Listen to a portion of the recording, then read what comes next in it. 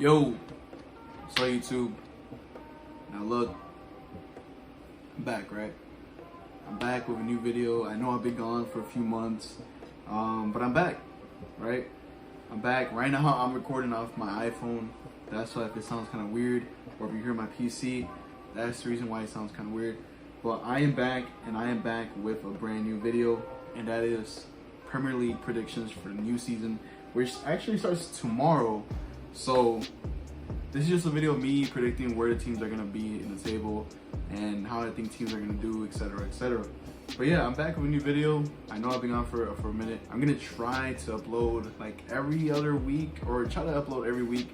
I want to upload like a weekend recap talking about what happened around the world with the soccer leagues, football leagues, things like that. I hope you guys are excited. Remember to sub, like the video, comment, let me know if you guys like this type of content. Alright, let's go, let's do this.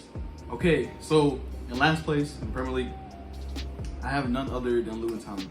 Now look, I'm sorry, the story that is around this football club is pretty amazing. You know, the story of how like the final that they played last year, which I seen the game, was crazy, the penalties were crazy. But just all those years where they haven't been in the Premier League, I think they're gonna be the first ones to be gone. Like, it's sad, you know, it'll be kind of cool to have them in the Premier League, and the reason is, you know, they haven't been in the Premier in so long. Their football pitch is actually in like people's backyards, so it's gonna be very interesting to see, like on TV, to see how the players walk in, if they even show that, or what type of security they do from that. But I think they're gonna be the first one gone, last place, relegation, going back down. Luton, 20. So at 19, I have Sheffield United. So just like Luton, they're back in the Premier League, right? They're back in the Premier League, but I see them struggling and winning against any team in the Premier League. I think they're gonna be struggling against big teams and even small teams like Luton. Maybe they might not even do like a crazy win against them. They might struggle, you know. And predictions. Another prediction on top of these predictions is, I think Heckingbottom will be the first manager that gets sacked in the Premier League this season. But Sheffield United, I see them 19, maybe even 20th, but I doubt it. Sheffield United relegated 19.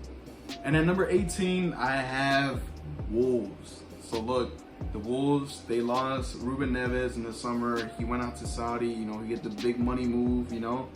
Ruben Neves was a very important player in their squad, and he was basically like the glue for them. Raul Jimenez, he's gone. He went to Fulham, and Acuna is like the main man. Like, he's a striker now, and I just don't see him being like the goal scorer for that team. I don't see him getting goals, basically. But Wolves, I think they're gonna struggle. They can maybe survive like other teams that I say in the video, maybe drop down, but I don't think Wolves have enough, and I think eventually they will get relegated. Wolves, I have them at 18. And at 17, I have none other than Forest, Nottingham Forest to be exact. I think that Steve Cooper will barely escape relegation, just like how he did last year when, you know, they were like basically down there with the other teams, but they managed to escape. Steve Cooper did a good job last year by keeping them in the Premier League. But also, they brought in an American goalkeeper, none other than Matt Turner. I think that's a very good addition to their team. And don't be surprised if he actually saves them some games this year, like literally saves the games for them. But Nottingham Forest, I have them at 17. And at 16, I actually have Bournemouth. So last season, I don't know if you guys remember, if you guys keep up with the Premier League, but there was one point where Bournemouth went on a little run, and they were actually looking pretty decent, right? But they just signed Max Aarons. I think they actually signed him today. They signed Max Aarons, which I think is a very, very good signing for them. Kluivert is also a part of the team now, and I think he could potentially have a special season next season, maybe. But honestly, I don't see him getting relegated. I think maybe just like last year, they have like a little run. Maybe, you know, they start out good, surprise some teams, you know. But I think Bournemouth managed to stay in the league, and they don't get relegated. Bournemouth, 16. And at 15, I have Crystal Palace. Now look, I know Zaha's gone, right? He finally left Crystal Palace after all those years where he was supposed to go to United or, you know, go to a big club. But Crystal Palace now do not have Zaha. which is actually a big loss for the team. However, I see it as a big loss, but also as a big win. The reason why I say it as a big win is because now Esse will be able, well, I think he will be able to have a great season now. I think Esse will now be, I guess, like the main man in the attack. I think he will ball out for Crystal Palace this season, basically take place of Zaha's position, being like the main guy. But I think Crystal Palace managed to stay in the Premier League. I don't think they get relegated, or maybe even fight for relegation. And at 14, I have Everton. Now look, Everton have a very good coach in my opinion. That is Sean Dice. Now look, I think Sean Dice is gonna have him in key. He's gonna have him in check, and they're gonna stay in the Premier League, right? They're not gonna go crazy, but you never know. But I don't think they go crazy. But Sean Dice is coaching the team now. And I think now Juma could play a key role, but I think that 14 will be good enough for Everton to stay in the Premier League, and I think that will be the position this year. And at 13, I actually have Burnley. Burnley is one of the new teams that actually got promoted into the Premier League this season, and I actually just have 2 words, and that is Vincent Kompany. Now look, I don't know if you guys have seen Vincent Kompany's tactics or like his the way he trains his team, but Kompany's style is very, very impressive. I like the way he coaches his team, and I think the players are basically those type of players that will die for their coach on the field. They went crazy last year in the championship. They finished first. I believe it was 101 points. I could be wrong, but they finished the championship with ease. Very good team last season. But let's just see if Kompany could keep the momentum going. I think he will be able to. Tomorrow, it's City versus Burnley. They could put up a fight, but City's just a different team. Like, they're a different monster in the league.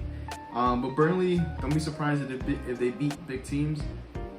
Burnley, Vincent Kompany, let's do this. And in 12, I have Brentford. Now look, I know Brentford recently lost Raya to Arsenal, and Tony is out because of his gambling problem that he went through last season. Now look, Brentford is kind of a tricky one, okay? Because they could start out the season very good, and they had the potential to stay in the league. However, if they start out bad, I don't think they'll be in the Prem. It all depends how they start the season. Tony eventually will come back. I believe he comes back early January, or I think January 16th, around, it's like early to mid-January. But once Tony comes back, we'll see how Brentford is doing. If they're doing okay, they could stay. They can stay in the Premier League. They will stay. But if they're doing bad, Tony's gonna have to carry the team, and we know he can score goals. But it all depends how they start. Let's just see if Thomas Frank can keep Brentford above water this season. And at number 11, I have a team where people on Twitter and social media have been saying they might be way lower. I don't think this team gets relegated, but I have seen some people say that they will battle for relegation, and it's West Ham. Now look, I know West Ham lost Declan Rice, and I know that Paqueta has been linked to a move to City, but I believe West Ham they're still going to be able to stay in the Premier League. They might struggle a little bit now with Declan Rice is gone, but Paqueta stays, you never know, right? And then they recently signed Declan Rice replacement. It's not a 1-for-1, you know, he can't fit his shoes, but that is Edson Alvarez. Now look, he's a very good player. I'm not saying that just because the flag's in the back. He's a good player. I don't think he will, fit the shoes that Declan Rice had in the club, but he is very solid. They also have, in my opinion, a very good coach, David Moyes. David Moyes, I think he will help them stay in the Premier League. I don't think they reach Europe, but I think he's a solid coach for the team. I know that David Moyes will have to help Alvarez adapt to the Premier League and like the fast pace and like the style it is, and I think he can. West Ham, I think they stay in the Prem. I don't think they battle for relegation. I don't even think they get close to down there. But yeah, West Ham, number 11. And at number 10, I have Fulham. Now look, I know Fulham haven't made very key off-season signings. The only player that they brought in is actually Raul Jimenez, who is also indeed Mexican.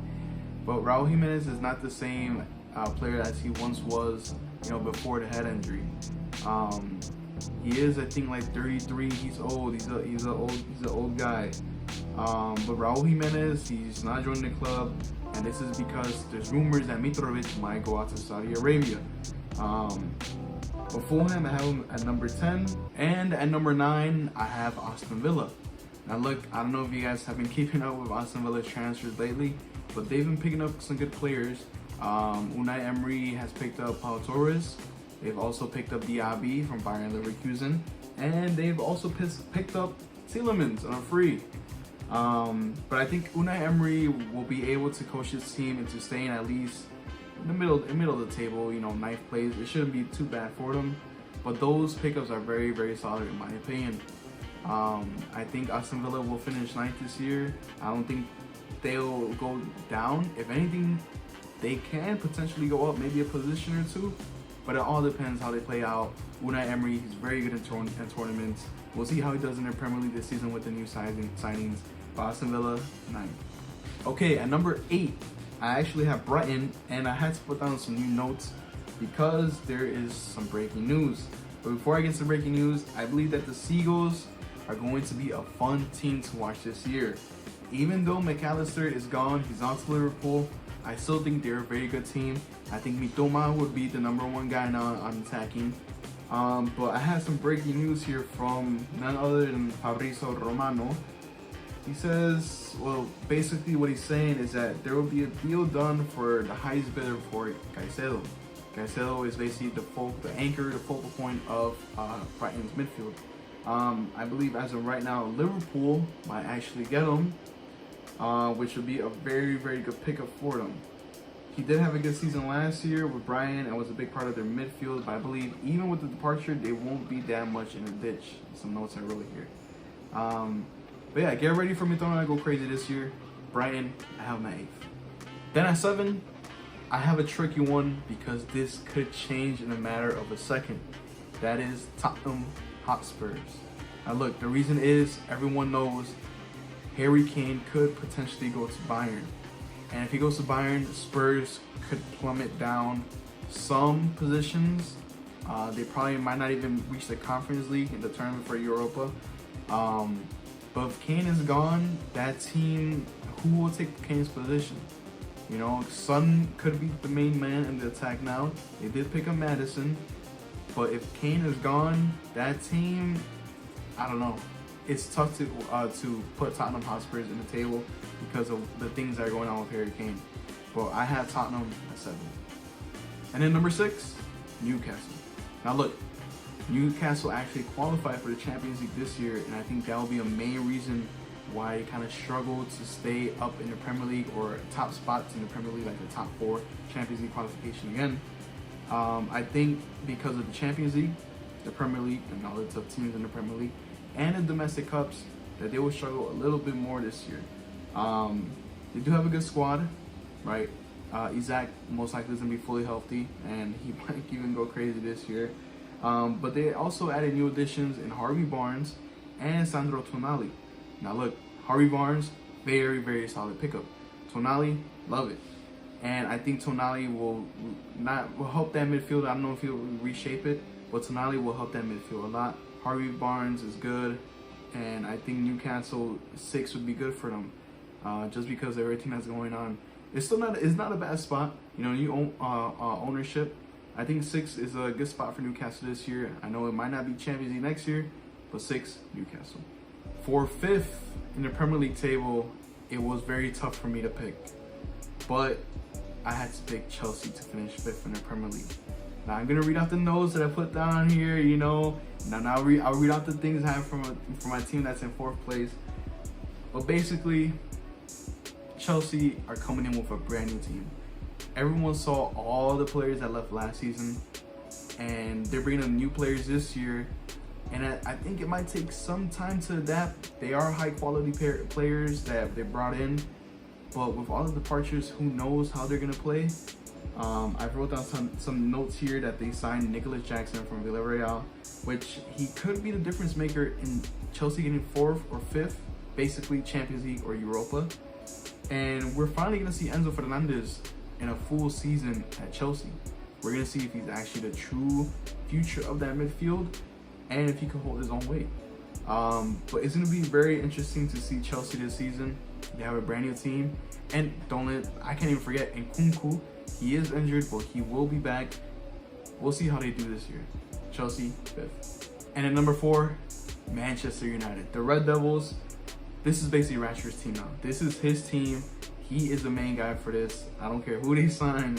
This is Rashford's team. Now, they did sign Mason Mount, which some people say it's a bad signing. Some people say he's overpaid, things like that. But I believe Mason Mount will play a key role with Aaron Ten Hag's system this year. I think he will play a bigger role than most people think.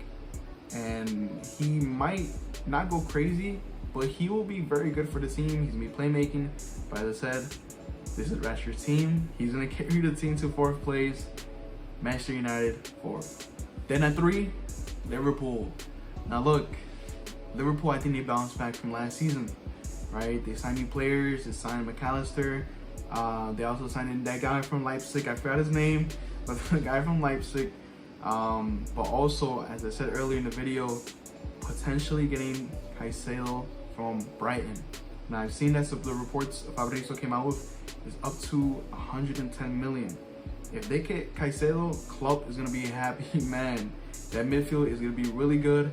Plus, additionally, Klopp is going to have, I guess, like a healthy team now. He could play whoever up front. He's got Salah, which most likely will start, Luis Diaz, Diego Jota, Darwin Nunez, Gakpo. Like, come on, like, Klopp, he can pick whoever he wants up top. It's going to be a very, very dangerous up front. And then you have a healthy full back line now. Liverpool, I think they finished 3rd. You know, I think they do pretty good this year. I don't think they're gonna have enough to compete for 2nd and 1st. But Liverpool, I got them at 3rd. And at number 2, I have none other than Arsenal. Now look, this was tough between Arsenal and City, right? We all know what Arsenal is. We all know what they're capable of. Arteta has them playing some beautiful football. They brought in Declan Rice and also Timber, which are some very good additions to the team. But I just don't think Arsenal are going to be able to compete with City. City, the signings they made this offseason, the depth of City's team, I think it will be too much for Arsenal. Arsenal is back in the Champions League as well. That's an additional competition they're going to have to focus on. Domestic cups, things like that. Arsenal, I'm at 2nd. And at number 1, I have Manchester City. Now look, it's not a surprise. They have the best striker in the world in Erling Haaland. Some people may even say the best player in the world. But look, they have lost some players like Gundogan, but they also have brought in players. And I think the way Pep has them playing football is crazy. He has them playing good football, amazing football, especially the second half of the season, where he changed up his tactics and they were still playing amazing. I think City will be too much for other teams in the Premier League. I think Arsenal could probably keep up with them for a little bit, but I just think City will be too much. City, 1st place, Premier League champions. Okay, so those are my predictions for this season. Let me know what you think in the comments down below. Do I know ball? Do I not know ball? What things would you have said? Things that I missed out on certain teams. But yeah, let me know if you guys liked the video. I'm gonna be trying to upload a weekend recap, I guess. I don't know what I'll call it. But yeah, those were my picks. I hope you guys liked it. Thank you. I'll see you guys later.